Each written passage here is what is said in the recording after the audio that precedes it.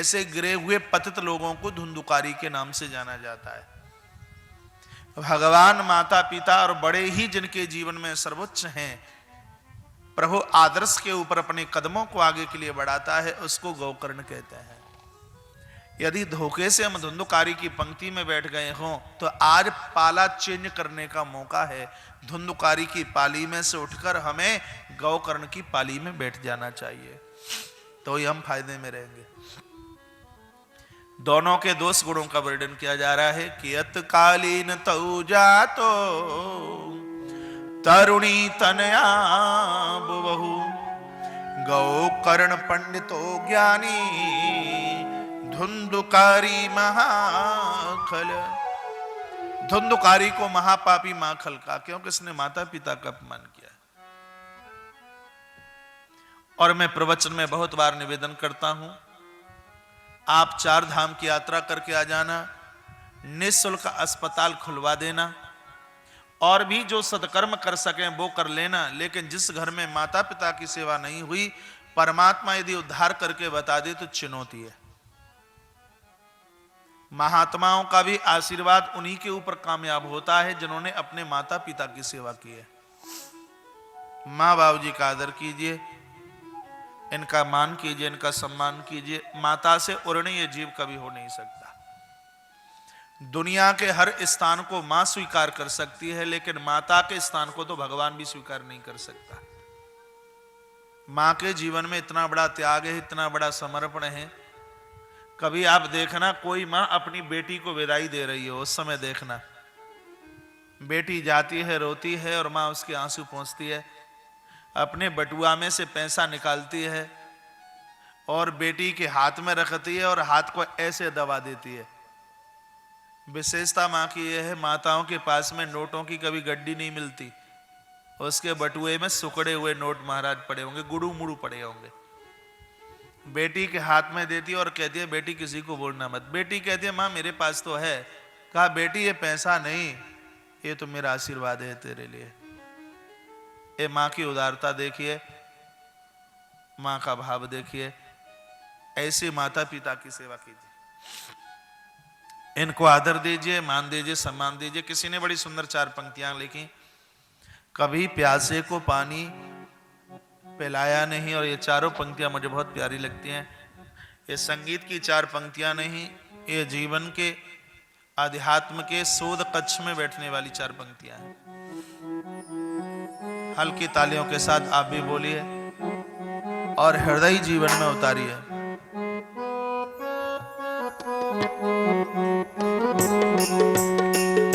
कभी प्यासे को पानी पिलाया नहीं, कभी प्यासे को पानी पिलाया नहीं, बाद अमृत पिलाने से क्या फायदा, कभी गिरते हुए को उठाया नहीं, कभी गिरते हुए को उठाया नहीं,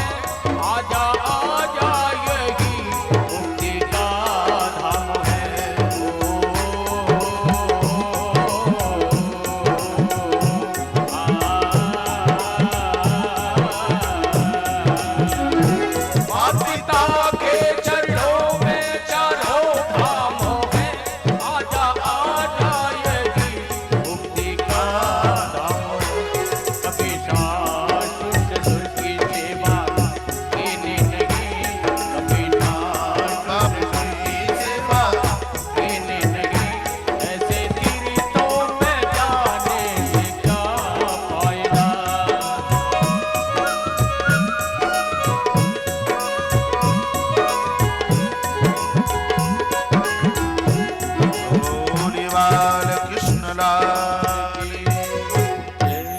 धुंधुकारी ने कभी माता पिता को माना नहीं। कियत कालीन तऊ जातो तरुड़ी तनयाब बहु, गौ कर्ण पंडितो ज्ञानी धुंधुकारी महाखला। वेद व्यास भगवान ने इसको पापी नहीं, इसको महापापी कहा। दोनों बालक आंगन में बड़े होते हुए जा रहे हैं। एक महादुष्ट बना और एक महान आत्मा का रूप धारण किया। धुंधुकारी के कलह से पूरा नगर परेशान है। छोटे छोटे बच्चों को उठाकर कुएं में डाल देता है। ये कथा उस धुंधुकारी की नहीं है, ये कथा पूरी की पूरी हमारे और आपके ऊपर घूम रही है। जो धर्म से विपरीत है धुंधुकारी है, और जिसने धर्म का साथ किया है बस वो महात्मा गौकर्ण है। पिता को मारने की धमकी दी, कहा जितनी संपत्ति हमें दे दो, मार डालूंगा। धमकी दे के चला गया। पिता बैठे बैठे रो रहे हैं तो गौकर्ण ने आके समझाया। महात्मा गौकर्ण इतने सुंदर 2 श्लोक श्रीमद् भागवत में बोले हैं। संत महापुरुषों की कृपा हो जाए और दोनों श्लोकों को कंठस्थ कर लिया जाए तो हमसे अपराध नहीं हो सकता। 18,000 श्लोकों का सार इन 2 श्लोकों में भर दिया है। श्रीमद् भागवत अध्याय नंबर 4 और श्लोक नंबर 79 और 80 पूरा भागवत का सार है इन 2 श्लोकों में। पहला श्लोक है, देहे स्तिमांस रुद्रे भिमतिम तजुत्तम जाया सुता दिशु सदा ममताम विमुंचा पश्या निशम जगदिदम छड़भंगनिष्टम वैराग्य राग रसिको भव भक्ति निष्ठा।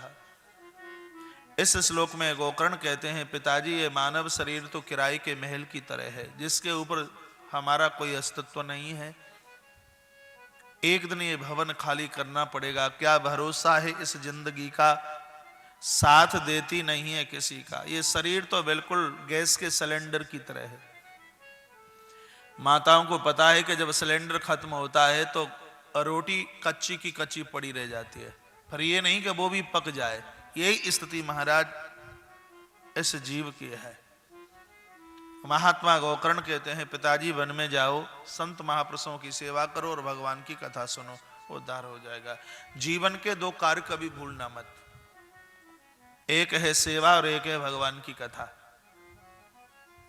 महात्मा लोग कहते हैं कि पूड़ी का भंडारा हो तो 12 कोस छोड़ना मत, पैदल चलना पड़े 12 कोस, फायदा है पूड़ी का भंडारा।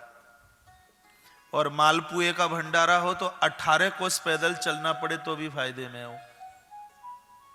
और भगवान की कथा हो रही हो तो 40 कोस यानी 120 किलोमीटर आप पैदल चलते हो। इतने पर भी भागवत की कथा सुनने के लिए मिल जाए तो सस्ती है, सस्ती। आप 10 किलोमीटर 12 या 15 किलोमीटर से आ रहे हो तो ये ना सोचना कि इतनी दूर से हम आ रहे हैं। यहाँ तो लिखा है कि 40 कोस तक भागवत कथा के लिए पैदल चलना पड़े तो भी हम फायदे में हैं। परमात्मा की कथा और गरीबों की सेवा बड़भागियों को मिलती है। ये 2 सूत्र जीवन में भूलना नहीं है। सेवा कथा रसमहु नितराम पिबत्तम, इसको नित्य का सर्व साधन मान लीजिए, नित्य की औषधि, इसको नित्य का आहार मान लीजिए, इसको नित्य क्रिया से जोड़ लीजिए। भले ही आप एक आधे चैप्टर की कथा सुने, लेकिन सुनिए, पढ़िए, गुनगुनाइए। कथा जिंदगी की व्यथा को समाप्त करती है। कथा जिंदगी की आपदाओं को समाप्त करती है। लाल बहादुर शास्त्री जी का नाम बहुत हुआ इस देश में। गीता से बड़ा स्नेह प्रेम करते थे, राम रक्षा स्तोत्र से बड़ा प्रेम करते थे। एकाध अध्याय नित्य श्री गीता जी का सुनना ये जीवन का इनका सौंदर्य बन चुका था। ऐसे बहुत महापुरुष हुए जिन्होंने अपने आप को दिव्य सत्संग से ठाकुर जी की कथाओं से जोड़ा। हनुमंत लाल जी का नाम दुनिया भर में इतना नहीं होता, इनका नाम हुआ तो रामचरित सुनिवे को रसिया। भगवान की कथा सुनने की आदि है। इससे बड़ा रसिक होगा कि लखन के प्राण संकट में काल सूर्योदित होने से पहले बूटी लेके आना है और श्रीमान जी कहते हैं कि जरा 10 मिनट कथा सुनी लो, होगी सो देखी जाएगी। लखनलाल अधोमृत पड़े हैं, वो कालनेमी के मुंह से कथा सुनने के लिए बैठ गए। लोग कहते हैं समय नहीं है, हनुमंत लाल से व्यस्त आप नहीं है ज्यादा, हनुमान जी से ज्यादा व्यस्त नहीं है। अवड़भागी हैं वो लोग जिनको कथा सुनने का अभ्यास है, जिनको कथा सुनने का व्यसन है। जैसे चाय का आदि व्यक्ति चाय के बिना रह नहीं सकता, वेड़ी सिगरेट गुटखा तंबाकू खाने वाला इनके बिना नहीं रह सकता, लाल परी की बोतल लगाने वाला व्यक्ति उसके बिना नहीं रह सकता, व्यसनी। उसी प्रकार से हम और आप भी भगवान की कथा के व्यसनी बने।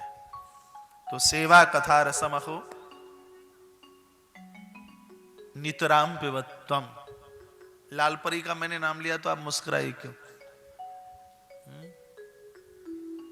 आप बड़े समझदार हैं, इशारे में सब कुछ समझ लेता है। नित्य कथा सुनिए और नित्य सेवा कीजिए। आप घर में झाड़ू पोंछा लगा लेते हैं, बहुत अच्छी बात है। आपके आसपास कहीं मठ हो, कहीं मंदिर हो, कहीं संतों के यहां जाने का सौभाग्य आपको प्राप्त होवे, सेवा अपने हाथों से कीजिए, बहुत अच्छा लगता है सेवा करने में। हमने उन परिवारों को देखा जिनके पास में पता नहीं दौलत कितनी है, जब वो वृंदावन आते हैं अपने हाथों से झाड़ू पोंछा लगाते हैं, गौशाला में गाय का गोबर उठाते हैं, एक आवाज लगाएं तो 25 नौकर दौड़ करके आ जाएं। लेकिन उनको बड़े बड़े कड़ावे साफ करने में आश्रम में बड़ा अच्छा लगता है, बड़ा मन लगता है। होना चाहिए। ये दो के साथ जुड़ी है, सेवा और कथा। अब तो बड़ी सुंदर व्यवस्था बन गई है, टेलीविजन के कई चैनलों पर बराबर कथाएं चलती रहती हैं। ये सब सुविधाएं पहले कहां थी? है कितनी बढ़िया व्यवस्था बन गई है।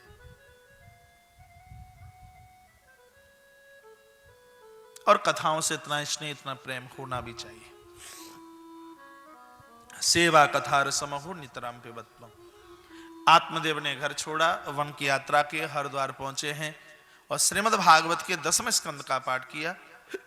स्वयं बिहारी जी चल करके आए और उस पर आरूढ़ होते हुए आत्मदेव भगवान के धाम चले। हिचकी क्यों आ रही है? चुरा के तो कुछ नहीं खाया।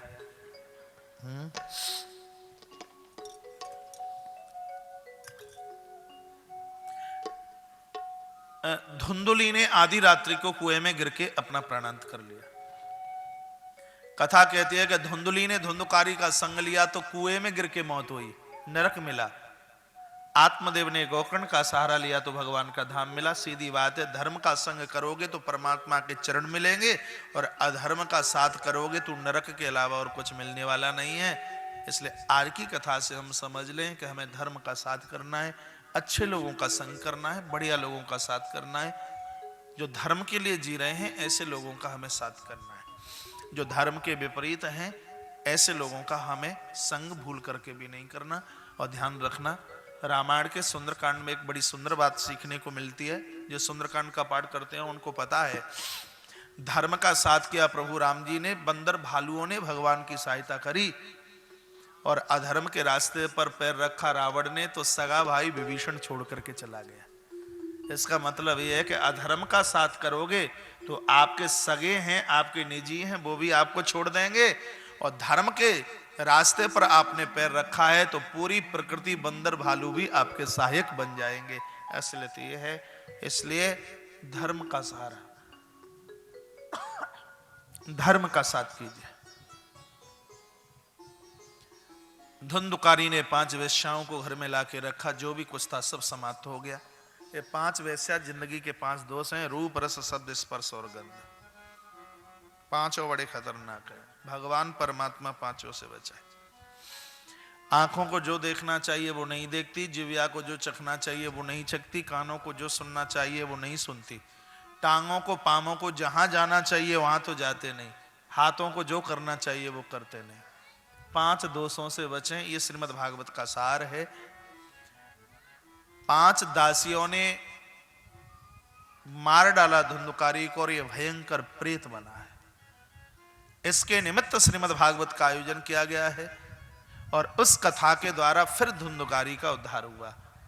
अब विचार कीजिए, ये भागवत की कथा मरे मुर्दों का उद्धार करती है तो जिंदे जी लोगों का ये उद्धार क्यों नहीं करेगी? यहां पुराण के अंतर्गत निवेदन किया गया, पूर्वजों का, पुरखों का आत्मोद्धार करने वाली श्रीमद् भागवत की कथा से बढ़कर के और कुछ उपचार नहीं हो सकता। पूर्वजों का आत्मोद्धार, आत्मकल्याण श्रीमद् भागवत की कथा करती है। और निश्चित रूप से इस कथा को सुनकर भैया दीपक गुप्ता जी के पूर्वज अतिशय प्रसन्न होंगे। हमारे वंश में ऐसा कोई वंशधर तो हुआ कि जिनके माध्यम से हमें पुराण की कथा सुनने के लिए मिल रही है। दोनों भाई राजेश और भैया दीपक, इनके माध्यम से सिर्फ इनके पूर्वजों को नहीं, आप जितने भी पांडाल परिसर में बैठे हैं, आपके पुरखे भी गदगद हो रहे हैं ये कथा सुन करके। कथा पूर्वजों का उद्धार, आत्म कल्याण करती है। तत्पश्चात सुंदर विमान आया, धुंधुकारी उस पर आरुणित होता हुआ भगवान को धाम गया। तत्पश्चात पुनः कथा हुई है और जितने भी लोग थे महात्मा गोकर्ण के साथ सब प्रभु धाम के लिए चले गए। आत्मदेव के पुत्र का तारण श्रीमद् भागवत की कथा से हुआ। देवर्षि नारद ने कहा, गुरुवर ये कथा सुन के सबका मन होगा कि ये कथा हमारी भी देहली पर होनी चाहिए। इस कथा की नियम विधि क्या है ये बता दीजिए। थोड़ा आसन लगा के बैठ जाएं, भगवान करे आप सबको मौका मिले कथा कराने का, तो उसकी श्रवण विधि, उसकी नियमावली क्या है, पूरी नियम विधि का वर्णन किया जा रहा है। कहा है कि किसी के मन में ऐसी बात आए कि मुझे आयोजन कराना है, ये उसके पूर्वजों की बहुत बड़ी कृपा उनके ऊपर है। परमात्मा की बहुत बड़ी कृपा है। भगवत कृपा के बिना भागवत की कथा कराने का संकल्प मन में उठ ही नहीं सकता। मन में ऐसी बात आए, बाबा बांसुरी कथा करानी है, तो किसी दैवज्ञ ब्राह्मण के पास पहुंचे, चरणों में वंदन प्रणाम किया जाए,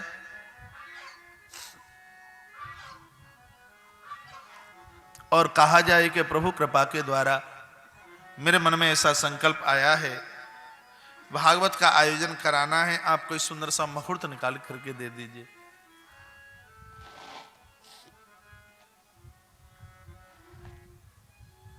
इन पंक्षियों का भी बड़ा सौभाग्य है। ये भी पूर्व के कोई महान रहे होंगे, लेकिन भक्ति में कोई कमी रही, पंछी बनना पड़ा। इनके लिए भी महानता यह है कि इनको भागवत की कथा सुनने के लिए प्राप्त हो रही है। गया जी में हमारा आयोजन हुआ भागवत का। एक गिरगिट को मैंने 7 कथाओं में देखा। गया जी में उस गिरगिट को मैंने देखा, बिल्कुल सेम वही। उसके बाद में आगरा की 2 कथाओं में मैंने उसको देखा।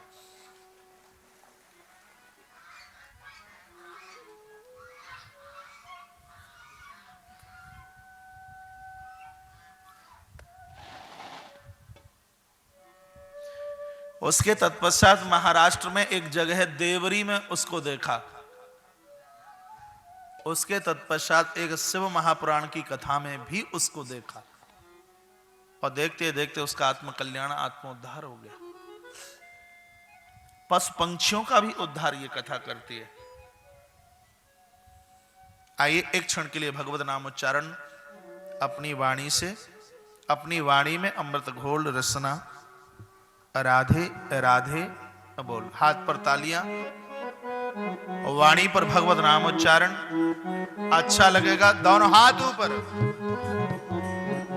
अपनी वाणी में हम, अपनी वाणी में हम, अपनी वाणी में अमृत घोल रसना, राधे राधे बोलो रचना, राधे राधे बोल। अपनी वाणी में, अपनी वाणी में, अपनी वाणी में अमृत घोल रचना, राधे राधे बोल रचना, राधे राधे बोल।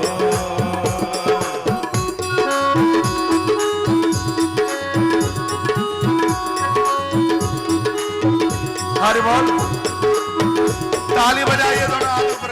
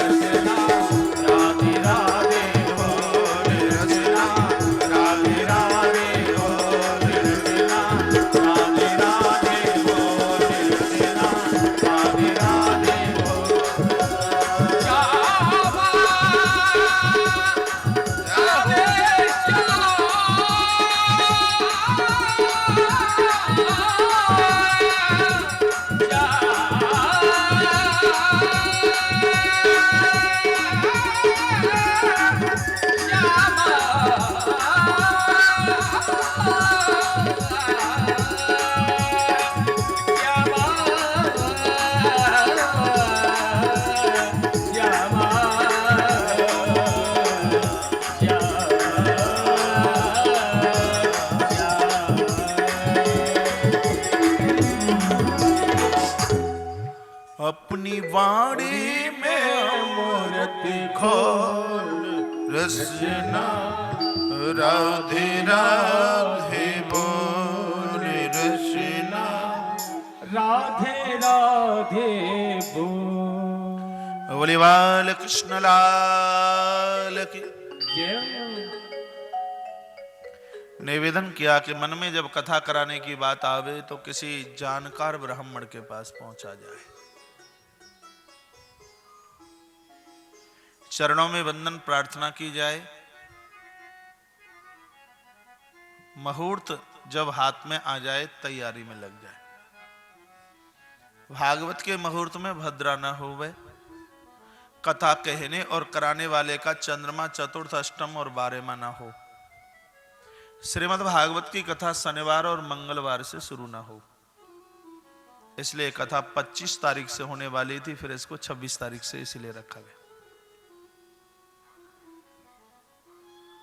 पूरे मुहूर्त का वर्णन किया, कौन से महीने में कथा कराने से क्या पुण्य की प्राप्ति होती है, यह बहुत विस्तार से कहा गया। कथा में प्रसन्नता इतनी होवे जितनी प्रसन्नता जब बड़े बेटे के विवाह में होती है। माताओं को पता है जब बड़ी बहू आवे कितनी प्रसन्नता होती है। माताएं अब जंजीर नहीं पहनती, महंगी वाली साड़ी नहीं पहनती, बोलती हैं अब बहू के लिए, भले ही वो आते ही धक्का देना शुरू कर दे, लेकिन बड़ी बहू की आने की प्रसन्नता देखिए। पुराण में लिखा है उससे भी ज्यादा प्रसन्नता श्रीमद् भागवत के दिनों के बीच में होवे। यदि भूल करके भी क्रोध आ गया तो कथा का फल 0/0 है। विशेष रूप से आयोजक और विशेष रूप से कथा का परीक्षित कूड़ादान बन जाए। कोई 10 गाली दे दे, आशीर्वाद समझ करके सुन ले। नौकरों से, चाकरों से, रिश्तेदारों से, पत्नी से, अड़ोसी से, पड़ोसी से कोई कुछ भी कह दे, कथा के दिनों के बीच में आग बबूला होना ही नहीं है। पुराण में लिखा है कि क्रोध आ गया तो कथा का फल समाप्त बिल्कुल। कथा पैसा खर्च करने से नहीं होती, कथा के लिए नियमावली की आवश्यकता है।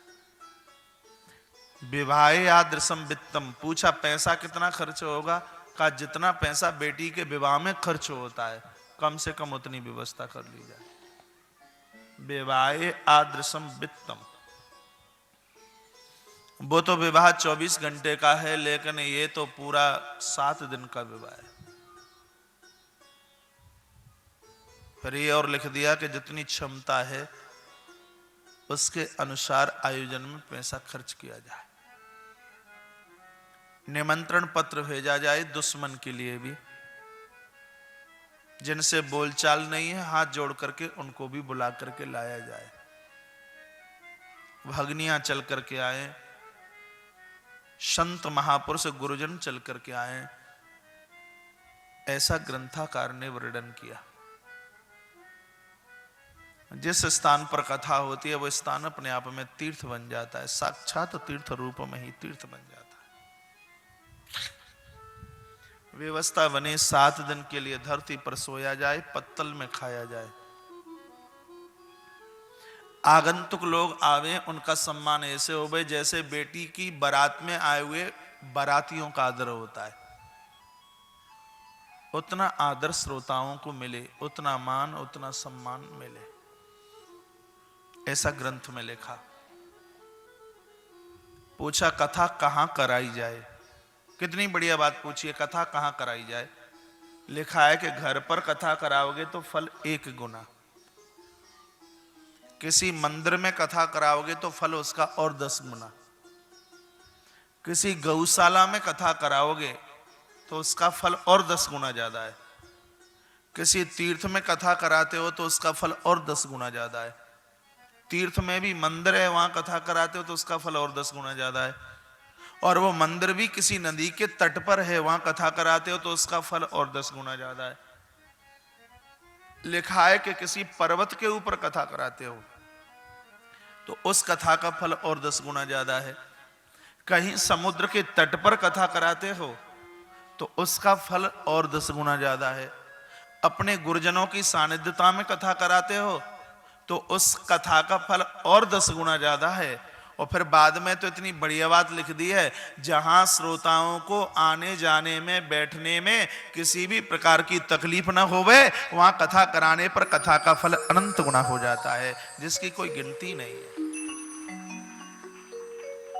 आने में जाने में बैठने में श्रोताओं को किसी भी प्रकार की असुविधा ना हो, वहां आयोजन कराने पर उस आयोजन का पुण्य अपने आप में अनंत गुना हो जाता है, ऐसा लिखा। जहां व्यासपीठ बनाई जाए, कदली खंड मंडता, जगह जगह केले के वृक्ष लगे हो, जो कोई कमी नजर आए उसको पूरा कर देना। कदली खंड मंडता, जगह जगह केले के वृक्ष। पांडाल की चारों दिशाओं में ध्वजारोपण। व्यासपीठ के बिल्कुल नजदीक तुलसी खंड मंडता, तुलसी का गमला।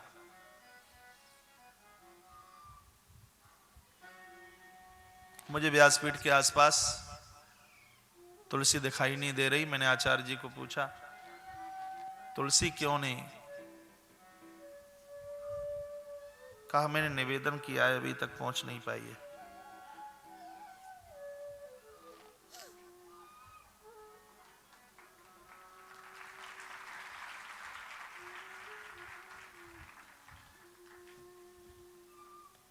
तुलसी तो साक्षात शक्ति का रूप है।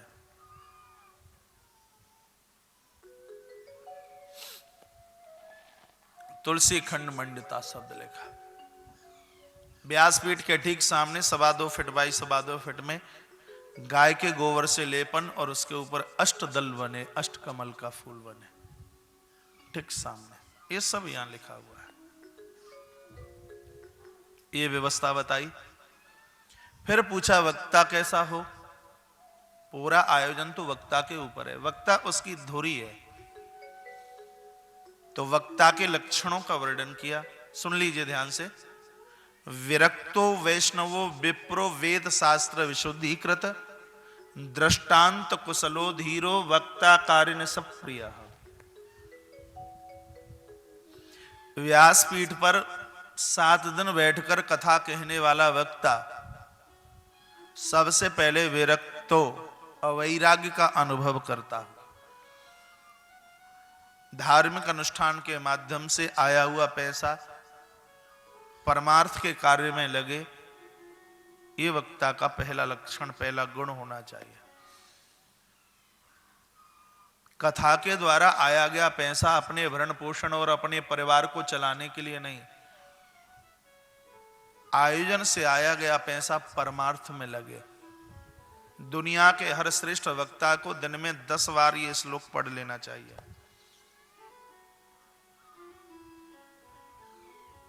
नहीं तो पुराण की दक्षिणा को 2 नंबर की या 10 नंबर की या 50 नंबर की, कितने नंबर की कहा जाए इसे, सब गड़बड़ हो जाएगा यदि ये पैसा अपने खर्च में अपने ऊपर लगाया गया तो। इसके द्वारा परमार्थ होवे, जन हिताय, जन सुखाय, सेवा के प्रकल्प चले। अवक्ता का पहला गुण अविरक्तो। दूसरा वैष्णवो, सनातन धर्म को मानने वाला। तत्पश्चात कहा विप्रो, कथा कहने वाले का शरीर बिल्कुल ब्राह्मण ही होना चाहिए, असली ब्राह्मण। आप कहोगे असली नकली का मतलब क्या है? असली नकली का मतलब यह है कि पिताजी हो ब्राह्मण और मां हो किसी और कास्ट की,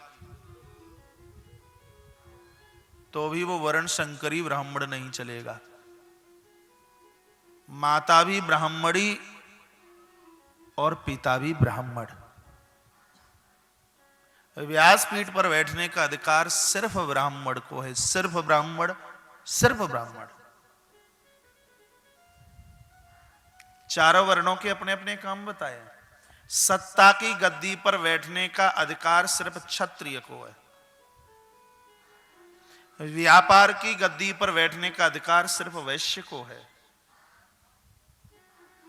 सेवायाम परमो धर्म या सेवायाम परमो कर्तव्य, ये अधिकार कनिष्ठ को है। चारों वर्णों के अपने अपने काम बताए, लेकिन आज चारों वर्ण अपने अपने स्थान को छोड़ करके भाग रहे हैं।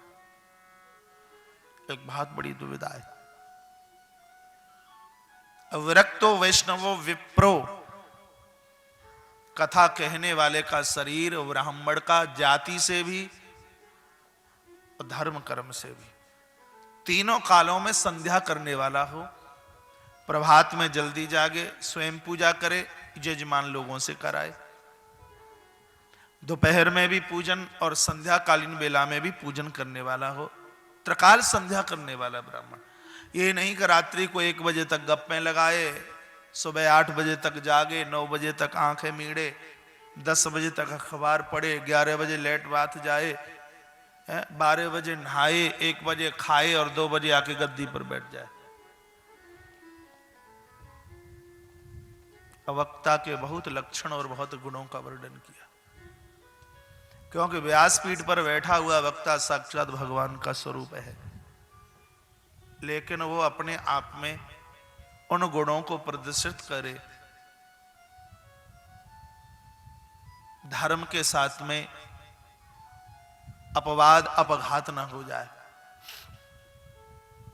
विरक्तो वैष्णवो विप्रो वेद शास्त्र विशुद्धीकृत, एक एक सिद्धांत को समझाने के लिए वेद वेदांत का अनुभव हो, सिर्फ कहानी कहकर और 4 कीर्तन करा के भागवत की कथा पूरी नहीं हो सकती।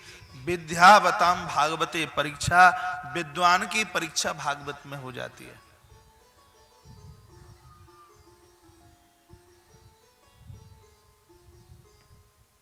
विद्वता का पता भागवत से लगता है।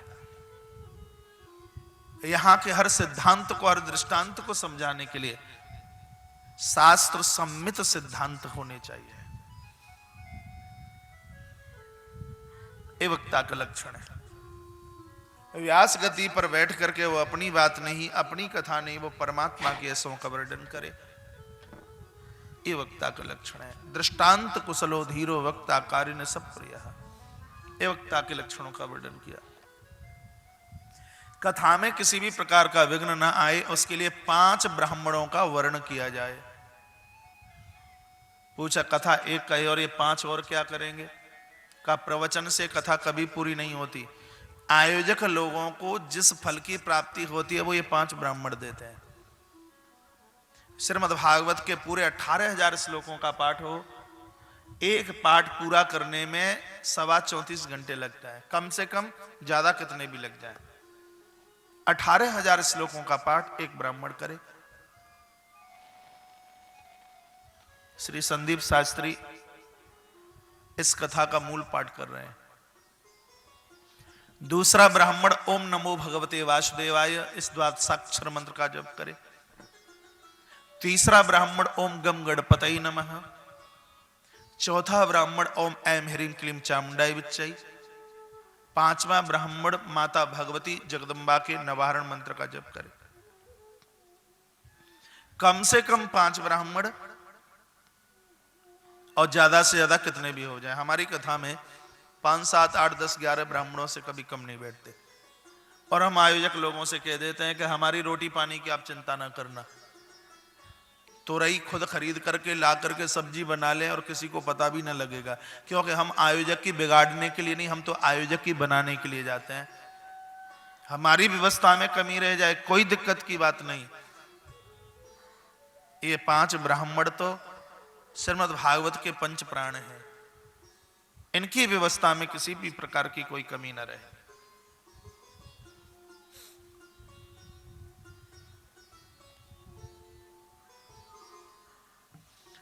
वर्णम 5 विप्राणाम कथा भंग निवृत्तये, कथा में किसी भी प्रकार का विघ्न ना आए उसके लिए कम से कम 5 ब्राह्मणों का वर्ण होना ही चाहिए। तत्पश्चात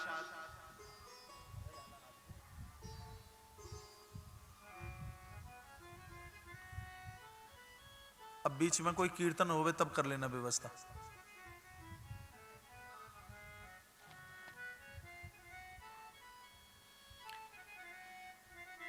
तत्पश्चात कुछ चीजें छोड़ने के लिए कहा। दुई दलम मसूरिकाम, मसूर की दाल, लहसुन, पलांडुम प्याज, गिरजरम गाजर, ये जो भी चीजें मैं बोल रहा हूं कथा के बीच में, अनुष्ठान के बीच में लेना नहीं है।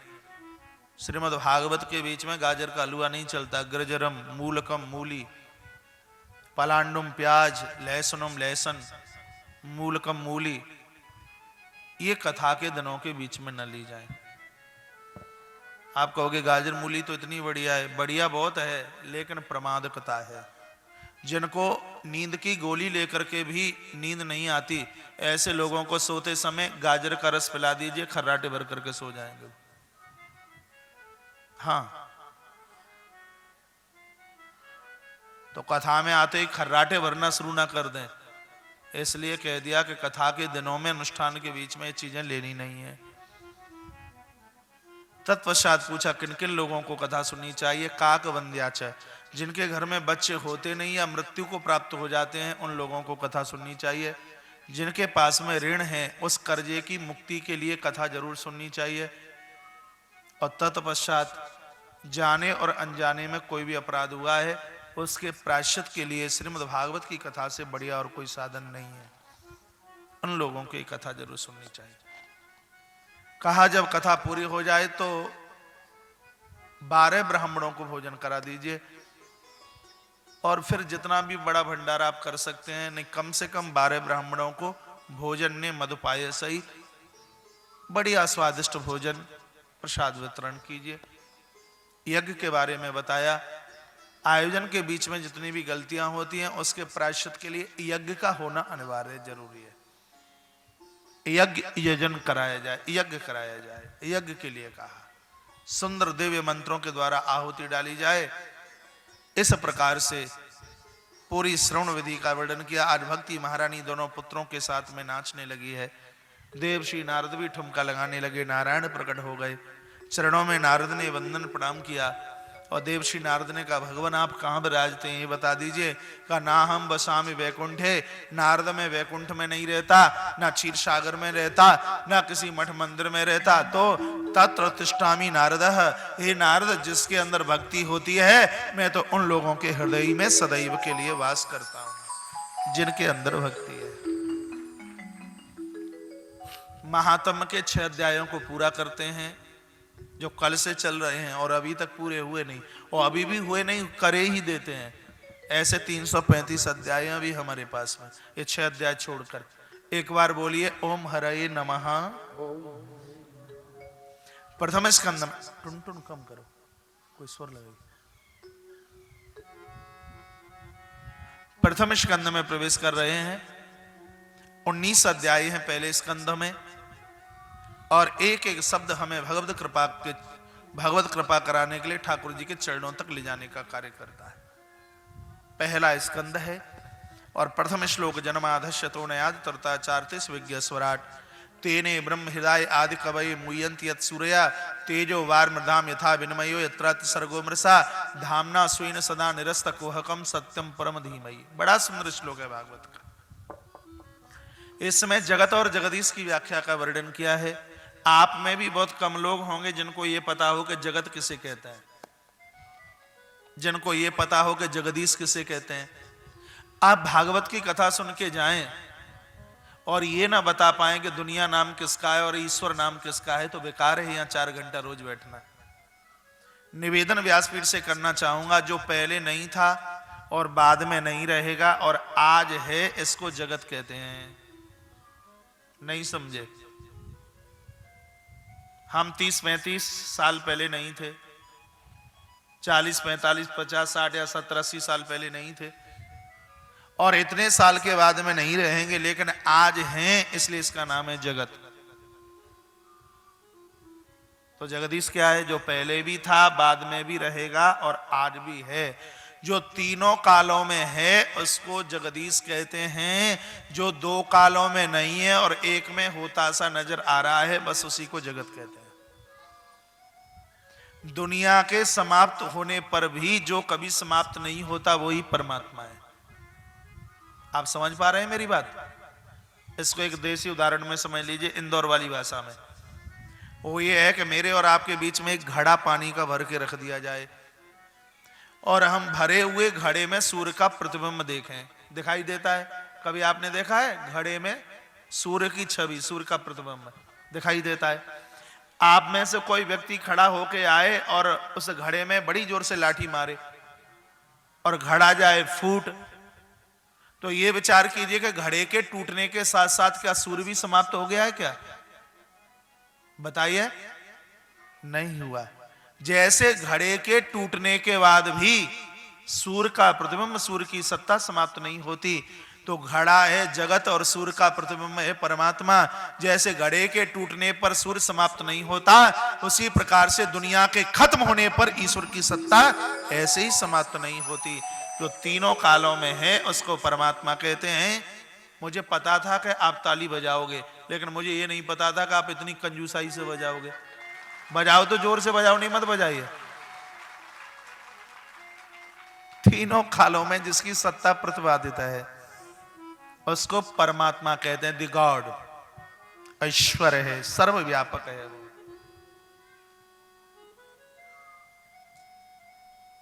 लेकिन पहले नहीं था, बाद में नहीं रहेगा, और आज है जगत।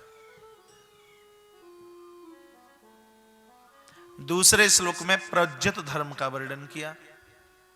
ये प्रोज्जित धर्म क्या है? जो धर्म छल और कपट से रहित है उसको प्रोज्जित धर्म कहते हैं। तत्पश्चात तीसरे श्लोक में कहा निगम कल्पतरोर गलितम फलम। बहुत सुंदर श्लोक बोल रहा हूं, ध्यान दीजिए। आपका स्वर बहुत ऊंचा है आज, बहुत कम कीजिए, इनका वॉल्यूम कम कीजिए। निगम कल्पतरोर गलितम फलम। बाबा गद्दा बिछवाऊं? निगम कल्पतरोर गलितम फलम सुख मुखादि मृत द्रव संयुतम पिबत भागवतम रसमालयम मुहुरहो रसिका भुवि भावुका। इधर ध्यान दीजिए मेरी तरफ।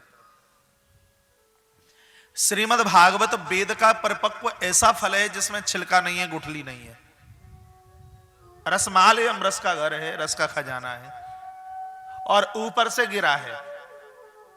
इतना पका पकाया फल जो रस से भरा हुआ है और ऊपर से आकर के गिरा। यदि आप ढंग से कथा सुन रहे हैं तो आपके दिमाग में एक प्रश्न आया होगा कि पका पकाया फल 2 फेंटे ऊपर से गिरा दें तो फूट जाता है, और ये ऊपर से नीचे आकर के गिरा होगा तो ये फूट गया होगा, और फूट गया होगा तो रस बिखर गया होगा, और रस बिखर गया होगा तो रस बचाई कहां होगा? इस फल को हमने फूटने नहीं दिया। क्यों नहीं फूटने दिया?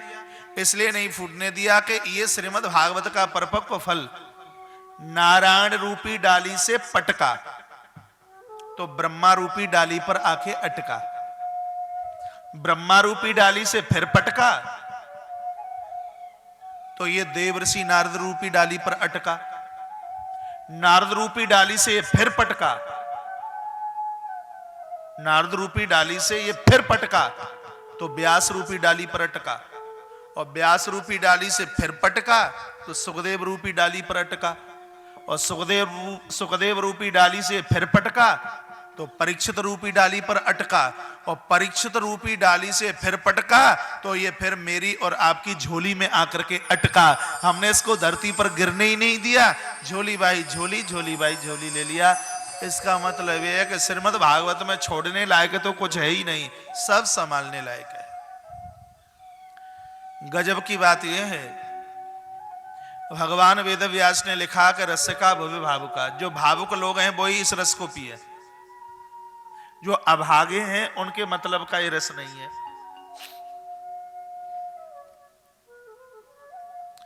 जो अभागे हैं उनके मतलब का ये रस नहीं है। आप कहोगे जो अभागे आकर के पंडाल में बैठ जाएंगे क्या वो इस रस को नहीं पिएंगे? नहीं पिएंगे। का कान बंद कर लेंगे? अरे भाई, जो अभागे हैं पहले तो आपके बुलाने से आवेंगे ही नहीं, चाहे कितने भी कार्ड उनको छपा करके आप दे देना, बढ़िया से बढ़िया निमंत्रण पत्र उन्हें दे देना, लेकिन वो आवेंगे नहीं। और आ भी गए हैं तो यहां से क्या कहा जा रहा है सुनेंगे नहीं।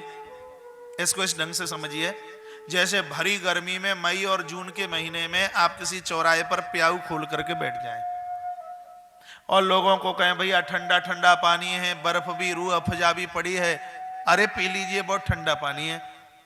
जिनको प्यास है आकर के पी जाएंगे और जिनको प्यास नहीं है वो पहले तो आपके बुलाने से आवेंगे नहीं, कहीं आपने जबरदस्ती से बुला भी लिया तो तमाम प्रश्न और कर देंगे। पहला प्रश्न ये होगा, भैया ये बताइए घड़ा इस साल का है कि पिछले साल का है।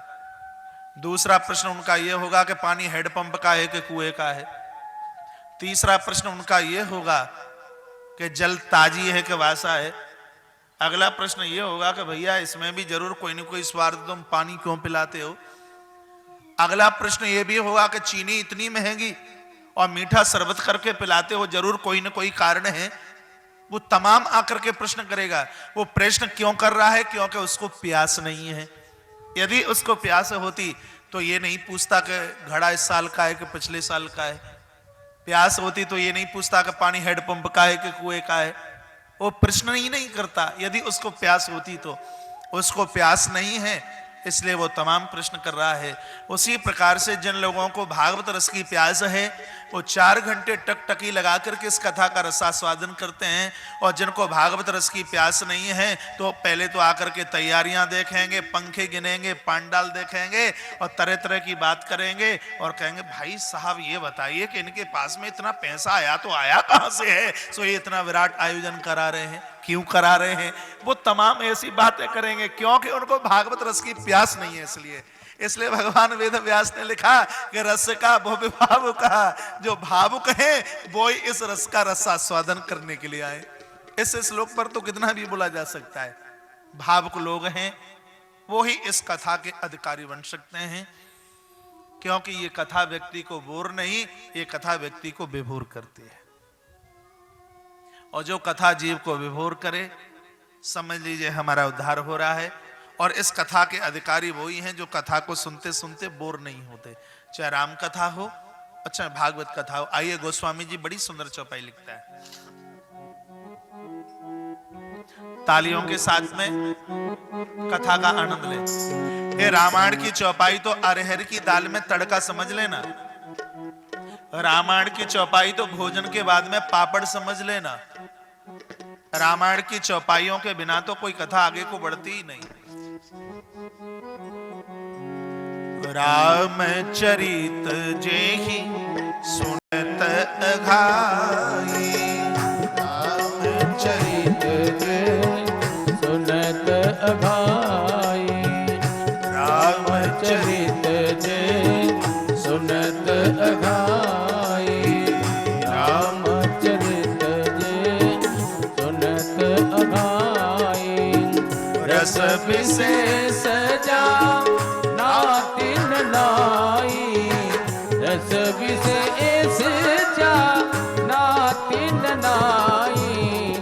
रामचरित जे सुनत अघाई, रामचरित जे सुनत अघाई, रामचरित जे सुनत अघाई, रामचरित जे सुनत अघाई। कोई व्यक्ति सोचे कि पहले कथा वहां सुनी, पहले वहां सुनी, पहले वहां सुनी, तो समझ लीजिए ठाकुर जी के चरित्रों का प्रभाव उसने समझा ही नहीं। भगवान की कथा तो निरंतर बराबर सुनिए। रस का भव भावुक है, भावुक बनकर इस कथा का आनंद लीजिए। तत्पश्चात नेमी शारण्य क्षेत्र में सूत जी महाराज के चरणों में 88,000 महात्मा बैठे हैं, जिन्होंने 6 प्रश्न किए हैं, और उन्हीं 6 प्रश्नों के ऊपर पूरी भागवत है। पहला प्रश्न है श्रेय क्या है, ध्यान से सुने। दूसरा प्रश्न है प्रमेय क्या है। तीसरा प्रश्न है भगवान के अवतार कितने हुए। चौथा प्रश्न है भगवान माता देवकी के ही गर्भ से क्यों प्रकट हुए। और अग्रसर प्रश्न यह है कि जब भगवान प्रकट अंतर ध्यान हो गए तो ये फिर धर्म किसकी शरण में चला गया। धर्मः कम शरणम गतः, ये धर्म किसकी शरण में चला गया, ये प्रश्न है। एकाग्र भाव से बैठे। पहला प्रश्न है श्रेय क्या है। देहली पर कोई व्यक्ति आया और भगवान का रूप समझकर हमने उसका मान किया, सत्कार किया, समझ लीजिए श्रेय है। दरवाजे पर आए हुए किसी व्यक्ति का अपमान न होवे, नहीं तो आपका किया गया पूजा पाठ सब निष्फल हो जाएगा। दुश्मन भी देहली पर आता है तो उसको बात कीजिए, उसको आदर दीजिए, उसका मान कीजिए, उसका सम्मान कीजिए। आवे अतिथि द्वार पर किए सकल सम्मान, ना जाने किस भेष में मिल जाए भगवान। परमात्मा कृपा करने के लिए आता है तो टेलीफोन करके नहीं आता। मीरा के यहां जहर का प्याला, प्रहलाद के लिए लोहे का खम्मा, और नामदेव के लिए एक स्वान बन करके वो प्रकट हो गया। दरवाजे पर जो आवे उसको आदर मिले, उसको मान मिले, उसको सम्मान मिले, ये श्रेय है। प्रमेय क्या है? प्रमेय का मतलब है कि किसी को खिलाने के बाद बदले की भावना आ जाए। कोई नौकरानी, झाड़ू पोंछा लगाने वाली कोई दाई वाई आपके घर में आती है, आप उसको 1500 या 2000 रुपया महीना तो देते हैं, लेकिन भोजन नहीं कराते। और किसी दिन उसको 4 रोटी खिला दी तो मन में बात आई है कि इसको 4 रोटी खिलाई है तो जरा गोदाम तो साफ करवाई लेते तो ज्यादा बढ़िया होता। आपने उसको खिलाया, श्रेय था। खिलाने के बाद बदले की भावना आ गई है तो वो ही आपका श्रेय है, प्रमेय में बदल गया, पुण्य अपराध में बदल गया। नहीं आई बात समझ में? आप किसी की बेटी के विवाह में गए, आप बढ़िया सुंदर सा फ्रिज दे के आ गए कन्यादान में, और जब आपकी रिंकी का विवाह हुआ तो वो एक 250 रुपए वाला वो पंखा दे के चला गया। आपका मुंह लटक गया कि हमने 20,000 का फ्रिज दिया और ये 250 रुपए का पंखा दे के चला गया। आपने 20,000 का फ्रिज दिया तब वो श्रेय था, धर्म था, लेकिन देने के बाद में बदले की भावना आ गई तो वो ही जाकर के प्रमेय में बदल गया। पुण्य के बजाय हम अपराध के अधिकारी हो गए। हम कहते हैं कि बेटी के विवाह पर खर्च करो, लिखिए मत, यज्ञ है। धर्म सत्कर्म में खर्च करते हैं, आप लिखिए मत। मंदिर में आपने चढ़ाया है, मंदिर में लगाया, ये कभी लिखना नहीं है। गाड़ी में पेट्रोल किसकी डली, कितने की डली, रसोई में आलू कितने का आया, ये आप लिख लीजिए। लेकिन कहीं किसी बेटी के विवाह में आप लिफाफा दे करके आए हैं, ये लिखने की बिल्कुल जरूरत नहीं है। कहीं किसी यज्ञ में गए और आप डोनेट करके आ गए हैं, उसको बिल्कुल लिखने की जरूरत नहीं है। दान का मतलब है देने के बाद हम भूल जाएं, उसको दान कहते हैं। दम दियते, और जब व्यक्ति ऐसे देता है तो वो देवता बन जाता है। जो मैं यहां से बोल रहा हूं आप समझ पा रहे हैं? देने के बाद में हम उसे भूल जाएं, उसको गुनगुनाए नहीं। कभी कभी तो देने के बाद लगता है कि कितने लोगों को हम बताएं तो लोग हमें भामाशाह समझे, लोग हमें अच्छा समझे, लोग हमें बढ़िया समझे कि वो बहुत बड़ा दानी है। वो देने के बाद में हमें ध्यान ही न रहे हमने किसी को कुछ दिया, तो ऐसा दान हमारे पूरे खानदान का कल्याण करता है, ऐसा ग्रंथ में लिखा है। बस इसी को श्रेय कहते हैं। और देने के बाद बदले की भावना आ गई तो उसको प्रमेय कहते हैं। ये दोनों बात समझ में आई है, श्रेय और प्रमेय। ऐसा लग रहा है कि पंडाल में बैठ के कथा नहीं, ऐसा लग रहा है किसी प्रैक्टिकल रूम में बैठ करके आनंद ले रहे हैं। हाँ, ऐसा लग रहा है।